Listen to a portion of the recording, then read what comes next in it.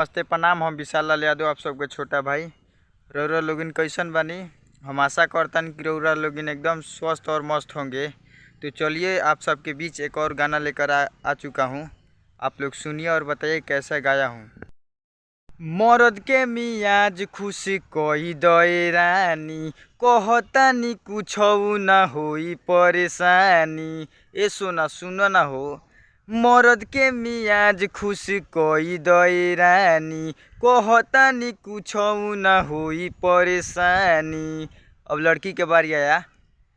Video बनाइब हम अपना मोबाइल में जी, अपना मोबाइल में नाचए बलमुआ, हाय हाय नाचए बलमुआ खेसारी स्टाइल में, नाचए बलमुआ खेसारी स्टाइल में। आप लोग बताइएगा कमेंट में कैसा गाया हूँ।